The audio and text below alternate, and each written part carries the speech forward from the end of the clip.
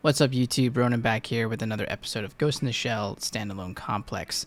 This time we're watching episode 5, which is called Decoy. Last episode we just got our little introduction with the Laughing Man. Really cool introduction. Really great scene in that last episode. And we also got a little bit of a taste of what the government could possibly do with available technology to survey people, let alone their own police force. So kind of a freaky concept that could be reality one day. So it's kind of, I think, kind of ahead of its time. And I think kind of a realistic take, since some of that kind of stuff happens already with our phones and with our computers, or, you never know. So that was kind of an interesting dive into that aspect of technology in the future. So but looking forward to what's going to happen next, so we're just going to dive right on in. And from what I remember, the entire season doesn't necessarily focus on the Laughing Man the entire time, but I wonder if we're going to continue to dive into that with this next episode. I think we will, though, because it happened at the very end. So hostility toward the police is on the rise due to suspicion that they're improperly using audio-visual surveillance devices. Police headquarters. So we are diving into it from the last episode. To resolve this situation quickly and discreetly, and they're going to investigate it hand in hand with Section 9. Did something he say get to you, Chief? They casually carry out a steamroller operation while a threat to kill the Superintendent General is broadcast to the world. I'll work this team like dogs. You'll earn your pay for this. I like Bato. Bato's great. A terrorist who has resurfaced after 6 years, I consider to be a farce that was elaborately pulled off by the Metropolitan Police. Nanao A. He's a material witness in the Laughing Man case. The Metro Police Special Investigations Unit have had this man under surveillance for the past 3 months. Are you kidding? It isn't the way that I had imagined him. I figured Laughing Man would be a lot younger than him. His extremist views led him to become involved in armed conflicts. That gained him an arrest record. But after he was released from jail, he hid his entire history as an activist and nonchalantly joined Serrano Genomics as an agent programmer. That took a lot of my attention to pay attention to every single little thing about that guy's life. Why then would Special Investigations swallow bait when anyone else can easily tell it's a decoy if they look at the big picture? Decoy. Besides, if we can catch Nanao A, who's been playing the role of the Laughing Man, and this elusive something that's managed to fool the SIU, the answer should surface on its own. We have 2 days to find that something. Detectives again? Geez, I wish you people would give it a rest. He was a scary guy. I never came close to his level. We're talking dyed-in-the-wool fanatic. An unbelievably tenacious bastard. When he began something, he'd follow through with it, no matter what obstacle was in his way or how much time it would take to carry out his plan. Suspicious helmet guy. Yeah. I figure the last detective who was here couldn't understand why a bright boy like Nanao would have anything to do with the Yakuza. But the whole social provocation equals left-wing idea is so last century. There ain't no left or right when it comes to making money. And that's a fact. Could you confirm that we're talking about Nanao A and he's the man who's in this photograph? Yeah, that's him. His hairline's receded a lot, though. You're not even looking at the picture. Just been sending out short emails from his apartment at regular intervals all day. We checked the contents, but most of it is spam. Ishikawa, where's the Major? Now that you mention it, I haven't heard from her since she left, saying she was going to check on something with her own external memory device. What is she doing? But Motoko, don't they keep those records at your work? Mm-hmm. I was out of the country at the time of the incident, so I wanted to hear the rumors. What is she doing? Interesting environment she has put herself in order to do her thing.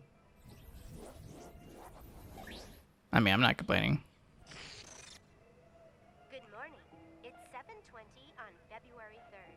Time for drive time weather. You who suffer from throat problems, make sure to wear a mask.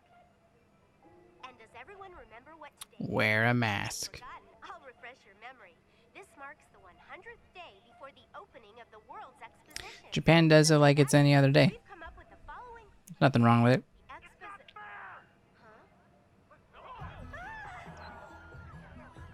Straight into that camera. I demand you tell the world the truth.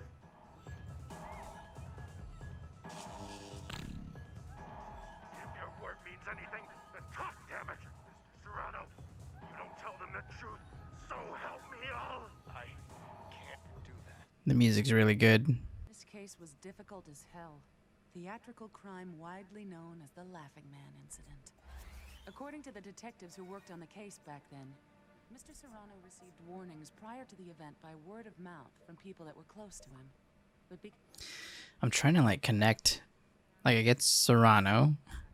I get what his position is. And then Lanao worked for Serrano. Or monitoring Lanao. And while the Laughing Man was threatening Serrano on live TV, he took the opportunity to plaster his logo over the camera's AI and the eyes of onlookers. If the guy really did this all by himself, he's definitely a super Class A hacker. But this time-worn kidnapping case is beneath his abilities. So he was basically hacking everybody as he was moving around through the crowd and everything, the cameras and people around him, so that no one would ever see him. So that's pretty intense. What's his criminal profile? Did he act alone or as part of a group? What's his race, sex, age? He left a hell of a lot of unanswered riddles. And just when the government decides to allocate public funds to the victim companies, he suddenly vanishes into the shadows of the net. That would kind of suck to be put at like the head of this and be actually expected to solve this case. You know, basically have a responsibility to figure it out. No, it wasn't me. I didn't issue that warning, but no matter, because it will all be over soon. I don't get his role. Like I get that he's a witness, but it's like, why don't we question him? Major, the Superintendent General has entered the building. Like it says in the SIU's report, Nanao's activities at the time of each crime overwhelmingly substantiate the possibility that he's the Laughing Man, all right. These records have been clearly manufactured, or rather skillfully overwritten. Superb work. Bato, do it quick. Apprehend the now. Roger. There's a lot more to this case than I ever imagined. So they're making him out to be the Laughing Man when he's not. But why? Hey, who are you people with? Public security. Stop it! Don't go in! Damn. And now, hey, you're under arrest for threatening to kill the Superintendent General. I said put your hands up. I was never there in the first place. This is rich. Interceptors. That static in the routine checks was a modular. I was just thinking that because I was like, how did he get that camera angle? Nanao is sending out a modular virus via that room. I'll trace the source from here.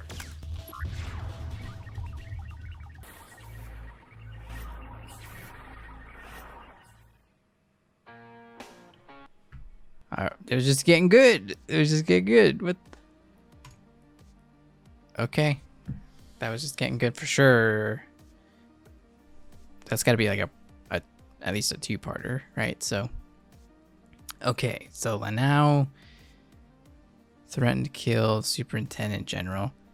That's why they were watching him. And then they were looking to his history and finding that there are some things that are being manufactured to make him seem like he could be the Laughing Man. Don't know why that part is what it is, but that's all we know. And he wasn't there. And then the cops that are watching him have interceptors. That's how he knew to not be there, or at least partially, I guess.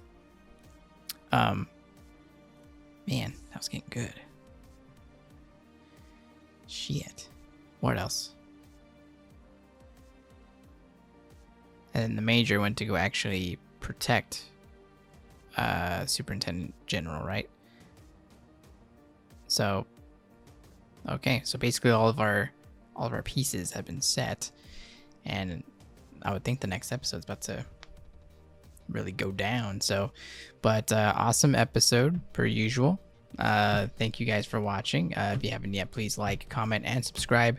I do have a Patreon that will already have clear and full reactions of these episodes, usually about a week ahead of what YouTube has. So but that's okay if you don't do Patreon, because just watching me here is perfectly fine as well. So thank you for your time, and I will see you next time.